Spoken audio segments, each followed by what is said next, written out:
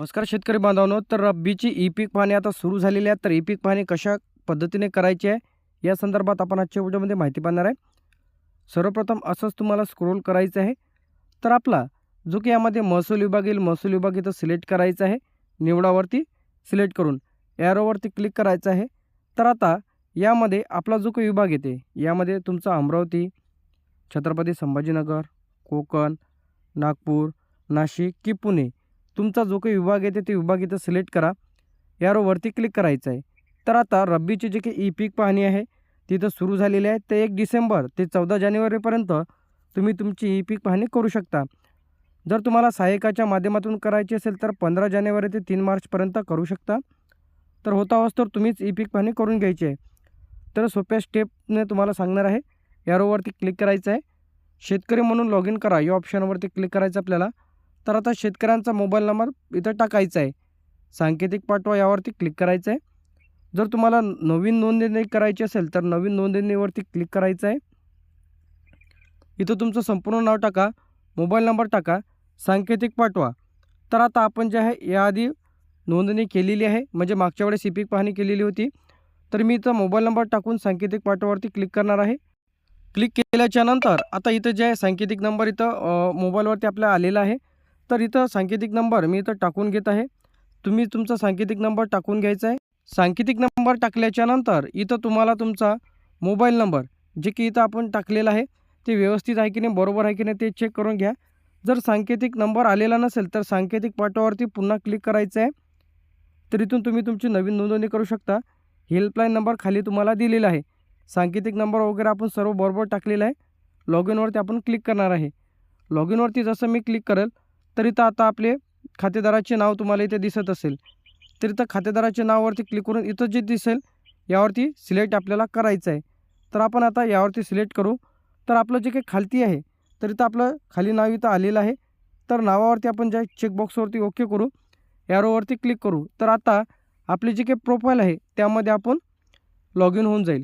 तर आता ज्यांना कोणाची ई-पीक पाहणी राहिलेली असेल तर अशा शेतकऱ्यांनी ई-पीक पाहणी करून घ्या, जेणेकरून पीक विमा असेल, भरपाई असेल, अतिवृष्टी असेल ते तुम्हाला मिळेल. जर तुम्ही ई-पीक पाहणी केलेली नाही तर तुम्हाला कोणत्याच योजनेचा लाभ इथं मिळणार नाही. ई-पीक पाहणी इथं जी काही मॅन्डेटरी करण्यात आलेली आहे. तर इथं थोडा टायमिंगसुद्धा लागू शकतो. जे काही इथं प्रोसेसिंग आहे तिथं सुरू आहे, तर इथं थोडा टायमिंगसुद्धा लागू शकतो.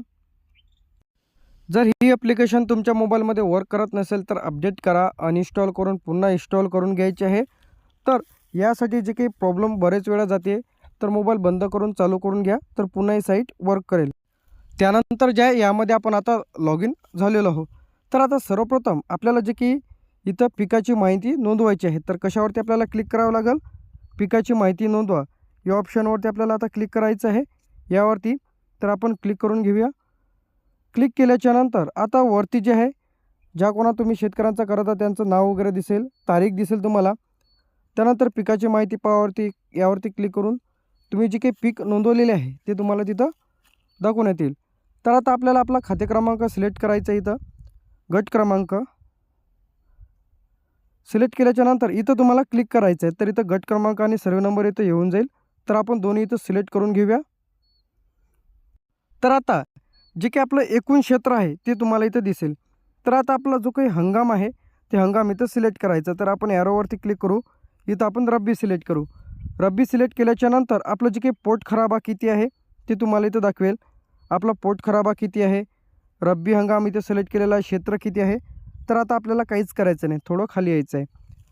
तर आता पिकाचा वर्ग जे की आपल्याला इथं दाखवलेला आहे, पिकाचा वर्ग इथं सिलेक्ट करायचा आहे. तर आपण पिकाचा वर्ग ॲरोवरती क्लिक करू. तर आपल्या आता शेतामध्ये एक पीक आहे की दोन पीक आहे हे महत्त्वाचं आहे. एक पीक जर असेल तर एक पीकवरती सिलेक्ट करा. तुमच्या शेतामध्ये जर गहू हरभरा असेल तर मिश्र पीक म्हणजे 2 नंबरचं क्लिक करा. 2 पीक जर असेल तर आपण मिश्र पीकवरती सिलेक्ट करू. त्यानंतर मिश्र पीक म्हणजे बहुपीक म्हणजे 2 पिकं, पिकापेक्षा जर जास्त असेल तर त्याला बहुपीक म्हणतात. त्यानंतर मुख्य पीक, तर यामध्ये आपण आता सिलेक्ट करून घेऊ हरभरा. आता हरभरा मी इथं सिलेक्ट केलेला आहे. किती क्षेत्र टाकायचं आहे हे तुमच्यावर आहे. तर आता येथे क्षेत्र टाकायचं आपल्याला. तर इथं आपण टाकून देऊ 2. त्यानंतर लागवडीची तारीख 1 डिसेंबर. आता तुम्ही तुमच्या मताने तुमची लागवडीची तारीख इथं टाकायची आहे. त्यानंतर इथे आपलं दोन पीक केले होते ना आपण. आता दुसरं जे आपण इथं सिलेक्ट करणार आहे, इथं मी करणार आहे रब्बी सिलेक्ट. क्षेत्र करणार आहे 1.30. पिकाचे जे काय आहे यामध्ये मी पहिले जे सिलेक्ट केलेलं आहे यामध्ये हरभरा, तर मी आता गहू सिलेक्ट करणार आहे. लागवडीची तारीख पुन्हा मी तेच टाकणार आहे 1 डिसेंबर. तर तुम्ही तुमच्या मताने तुमची ज्या वेळेस लागवड झालेली आहे ते तारीख तुम्हाला इथे टाकायची आहे. त्यानंतर बाकी काहीच करायचं नाही. तर आता इथं येईल जलसिंचनाचे साधन. तर आता हा महत्त्वाचा पॉईंट आहे. तर आता तुमच्या जर सातबाऱ्यावर तुम्हाला विहीर पाहिजे असेल, त्याचप्रमाणे खाजगी कालवा असेल, तलाव असेल, बंधारा असेल, जलसिंचन असेल, नाला असेल, शेततळे असेल, तर तुम्ही इथून सिलेक्ट करून घ्यायचा. किंवा अन्य सर्वेमधील विहीर आहे, खाजगी कालवा आहे, ते तुम्हाला इथं सिलेक्ट करायचं आहे. कोरडवाहू असेल तर इथं कोरडवाहू सिलेक्ट करायचं आहे. तुम्हाला जे तुम्हाला सातबाऱ्यावर पाहिजे, डेमोसाठी मी विहीर सिलेक्ट केलं तर इथं ठिबक सिंचन येईल, तुषार सिंचन येईल, प्रवाह सिंचन, अन्य प्रकारचे सिंचन जे तुम्ही यामध्ये सिलेक्ट कराल ते तुमच्या सातबाऱ्यावर येणार आहे. तर हे तुम्हाला महत्त्वाची गोष्ट आहे. तर तुम्ही इथून तुमचं जे काही असेल ते तुम्ही इथून सिलेक्ट करून घ्यायचं आहे. त्यानंतर सिलेक्ट केल्याच्यानंतर इथं तुम्हाला पुढे जा या ऑप्शनवरती क्लिक करायचं आहे. पुढे जा या ऑप्शनवरती क्लिक केल्यानंतर इथं पुन्हा थोडं टायमिंग लागेल. तर आता अशा प्रकारचं इंटरफेस तुम्हाला इथे दिसेल. तर इथं तुम्हाला काहीच करायचं नाही आहे. तर आता आपल्याला यावरती क्लिक करायचं आहे. कशावरती? पुढे जा. पुढे जावरती आपल्याला क्लिक करायचं आहे. तर आपण पुढे जा यावरती आपण क्लिक करू. तर हे आपल्याला लोकेशन दाखवते की आपण किती शेतामधून अंतरावर आहोत. तर आता